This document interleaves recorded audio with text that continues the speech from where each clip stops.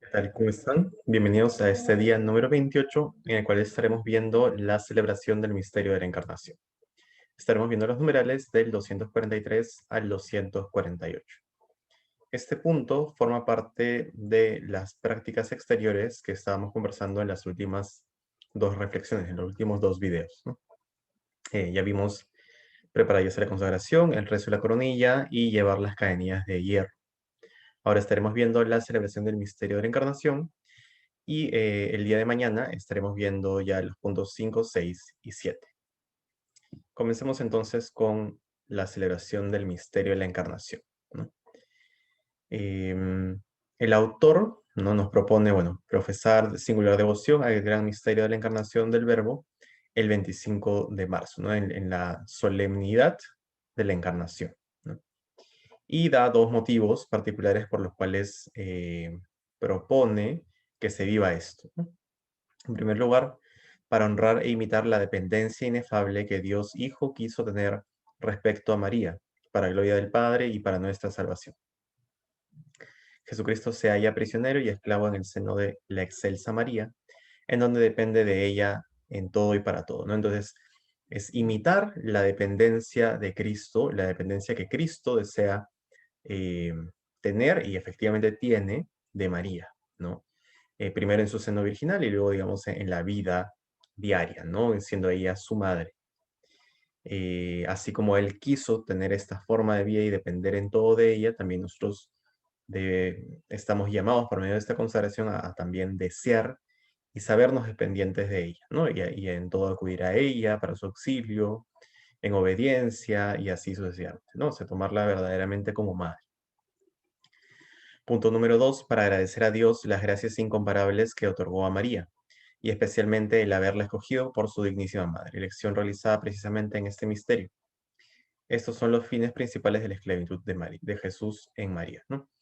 Entonces, agradecer todo lo que Dios, particularmente Cristo, digamos, o Cristo a través del Espíritu Santo, obró en María a través de la encarnación, ¿no? O sea, por la encarnación, concretamente, María pasa de no ser la madre de Dios a ser la madre de Dios, ¿no? Entonces, en el misterio de la encarnación, ¿no?, a pesar de que, bueno, ella ya tenía nuestra inmaculada concepción porque había sido elegida para esta tarea, a pesar de que ya no tenía conciencia plena de ello hasta ese momento, eh, es por medio de la encarnación en sí que asume una gran cantidad de gracias particulares, ¿no? Porque ella era la llena de gracia por su ser inmaculada, pero por medio de la encarnación asume aún más gracias, ¿no? Y estas gracias las puede repartir en medio de la iglesia y a sus hijos, ¿no? Entonces es también una realidad por la cual agradecer de forma particular. Luego el autor profundiza y relaciona este sentido de la encarnación con nuestra esclavitud de Jesús en María. Y además relaciona este sentido de la esclavitud de Jesús en María con la encarnación, ¿no? ¿En qué sentido? En que propone que es mejor llamar esta esclavitud la esclavitud de Jesús en María que la esclavitud de María o en María, ¿no? A pesar de que en el fondo es lo mismo, ¿no? Y esto es lo que él expresa, ¿no? Pero dice que es aún mejor llamarlo así por el sentido que da, ahorita vamos a ver las tres razones, pero digamos por el sentido que da en orientación a Dios, y porque al llamarlo esclavitud de Jesús en María, da lugar, pie y sentido a la encarnación, ¿no? Este misterio de la encarnación que es justamente por el cual María es madre finalmente, ¿no? Y madre de Cristo. Entonces, primera razón, vivimos en un siglo orgulloso, y él está hablando de hecho de ese entonces, pero definitivamente aplica para ese tiempo también, en el que gran número de sabios, engreídos, presumidos y críticos hayan siempre algo que censurar hasta en las prácticas de piedad mejor fundadas y más sólidas. Por tanto, a fin de no darle sin necesidad ocasión de crítica, vale más decir la esclavitud de Jesucristo en María y llamarse esclavo de Jesucristo que esclavo de María, tomando el nombre de esta devoción preferiblemente de su fin último, que es Jesucristo, y no de María, que es el camino y medio para llegar a la meta, ¿no? Entonces, es en primer lugar, no dar pie a la crítica y también esa sabiduría de acentuar finalmente que, que la meta es Cristo, ¿no? Porque esta esclavitud de María tiene como meta a Cristo. Entonces hace mucho sentido decir que es una esclavitud de Jesús en María. ¿no? O por medio de María. Punto número 2, el principal misterio que se honra y celebra en esta devoción es el misterio de la encarnación. En él Jesucristo se halla presente y encarnado en el seno de María. Oh Jesús, que vives en María, ven a vivir en nosotros con tu espíritu de santidad. Entonces, la otra razón por la que es mejor llamar, ¿no?, esclavitud de Jesús en María es porque efectivamente Jesús está en María, ¿no? Jesús se encarna en María, Jesús se encarna en el seno de María. Les hace mucho sentido hablar de la esclavitud de Jesús en María, no todo junto, así en ese sentido, porque habla de la encarnación concretamente, ¿no?, de Jesús en María. Y punto número 3, esta manera de hablar manifiesta mejor la unión íntima que hay entre Jesús y María. Ellos se hallan tan íntimamente unidos que el uno está totalmente en el otro. Jesús está todo en María y María toda en Jesús. O mejor, no vive ella, sino solo Jesús en ella. Jesús de María y María de Jesús, ¿no? Entonces hay una íntima relación finalmente entre ambos, ¿no? Razón por la cual también muchas veces se le llama esclavitud de María o esclavitud en María. Y sin embargo, ¿no?, conviene resaltar la relación que hay entre los dos al mencionar ambos.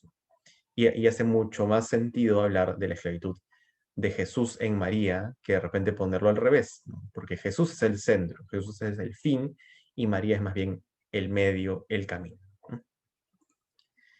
Luego sigue profundizando sobre el sentido de la encarnación del verbo, ¿no? De por qué es que efectivamente este misterio hay que resaltarlo, ¿no? De por qué es tan valioso, tan importante, etcétera, ¿no? Y va mencionando estos puntos. Este es el primer misterio de Jesucristo, el más oculto, el más elevado y el menos conocido, ¿no? De forma concreta no sabemos cómo sucede la encarnación, técnicamente no sabemos cuándo se da, normalmente hay una, digamos, convención teológica, ¿no?, que todos estamos de acuerdo en que se dio en la Anunciación, ¿no?, en el momento en el cual María dice, hágase en mí según tu voluntad, pero de hecho no tenemos certeza plena de ello, ¿no? Entonces hay realidades ocultas, realidades elevadas, porque al final también esta realidad que Cristo vive dentro de María, además de cómo se forma, ¿no? O sea, es no solo la realidad natural, sino la realidad en el orden de la gracia, de cómo aquel que es infinito se contiene en María, ¿no? Y así sucesivamente diferentes puntos que podríamos contemplar sobre esto. En este misterio, Jesús en el seno de María, al que por ello denominan los santos la sala de los secretos de Dios, escogió de acuerdo con ella a todos los elegidos, ¿no? Se plantea este punto también, el autor plantea que en este lugar, ¿no?, Jesús, o sea, dentro del seno de María, Jesús elige a todos sus elegidos, sus predestinados, aquellos que él desea que se consagren a él por medio de María en el futuro, ¿no? Entonces, también en este sentido de que la Madre de Dios en el futuro será también Madre de la Iglesia. En primer lugar, por ser Madre de Cristo, ¿no?, siendo Madre de la cabeza, es Madre del cuerpo. Y en segundo lugar, al entregar de forma concreta a su Madre en manos del apóstol San Juan, que también representa a toda esta descendencia humana, ¿no?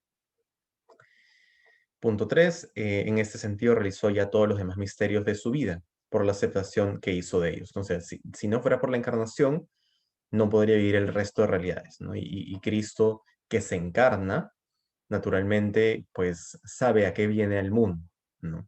Más allá, digamos, de la naturaleza, de la realidad propia del niño, o sea, de este hombre, Cristo, que existía antes de la encarnación, sabe con qué propósito viene el mundo. Entonces acepta en la encarnación todas las realidades que va a vivir. Este misterio es, por consiguiente, el compendio de todos los misterios de Cristo y encierra la voluntad y la gracia de todos ellos, ¿no? En esa misma realidad, no sé. Si Él asume en la encarnación todo lo que vendrá, entonces también en la encarnación asume la voluntad de la cruz, la voluntad de la pasión, la voluntad de los 30 años de obediencia, la voluntad de los 3 años de vida pública, etcétera, etcétera, ¿no? De la resurrección, ascensión, etcétera. Bueno, y todo lo que vendría con ello, ¿no? La fundación de la iglesia, Pentecostés, etcétera. Y punto final, este misterio es el trono de la misericordia, generosidad y gloria de Dios, ¿no? Y sobre este punto profundiza más y explica por qué es que el misterio es trono de misericordia, trono de generosidad y trono de gloria de Dios. Entonces, en primer lugar, ¿no? Trono de misericordia, y él explica. Trono de la misericordia divina, porque por medio de María podemos acercarnos, ver y hablar con Jesús, y en ella otorga siempre su gracia y misericordia a los pobres pecadores, ¿no? En primer lugar, porque Dios, habiéndolo elegido así, porque podría haber hecho cualquier otra forma de aparecerse frente a nosotros, pero Dios eligió aparecer por medio de María, ¿no? Y de hecho, o sea, de forma concreta, sin ella no podríamos acercarnos, ver y hablar con Jesús, en el plano, digamos, natural. Pero además en el plano de la gracia, tampoco podríamos acercarnos, ver y hablar con Jesús de forma plena si no fuera porque María nos otorga las gracias de las cuales ella es tesorera y que provienen de Dios, no de María en sí misma. Punto número 2, trono de generosidad por realizar en María ocultamente tantas maravillas que ni los ángeles ni los hombres alcanzan a comprenderlas, ¿no? Toda esta realidad que se vive en la encarnación, este Cristo que está en el seno de María, este Cristo que encuentra en María su paraíso también, ¿no? Todas las realidades que se dan en María al encarnarse el Hijo mismo de Dios, el Dios vivo en ella, ¿no? En su cuerpo humano. Entonces es como que se rompe, no solo se rompe una realidad en el hecho de que Dios se encarna, que ya es un gran hecho, sino que concretamente se encarna en una persona humana, ¿no? En una mujer, en el seno de María. Y todo lo que ocurre dentro de este proceso implica una gran gracia para María y en María para toda la iglesia y para todos los hijos de María, cuando Dios la hace también madre de la iglesia, ¿no? Y de nosotros.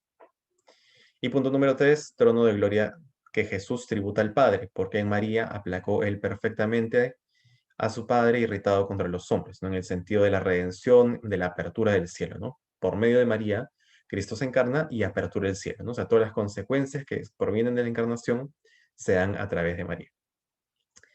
En ella reparó perfectamente la gloria que el pecado le había arrebatado, ¿no? Entonces, restaurándonos y haciendo posible que renunciemos al pecado original por medio del bautismo.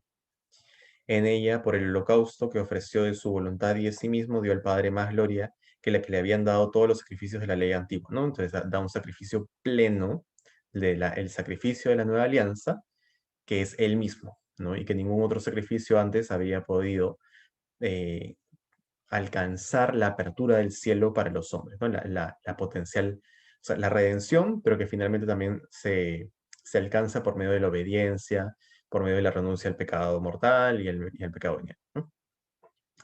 Y finalmente en ella le dio una gloria infinita que jamás había recibido del hombre, ¿no? Le dio, o sea, Cristo, por medio de María, le dio una gloria infinita al Padre que jamás había recibido de ningún hombre. ¿Y por qué es una gloria infinita? Porque es una gloria que, además de ser humana, ¿verdad? O sea, Cristo, que es verdaderamente humano y verdaderamente divino, le entrega al Padre una gloria infinita, porque Él es infinito en su divinidad, ¿no?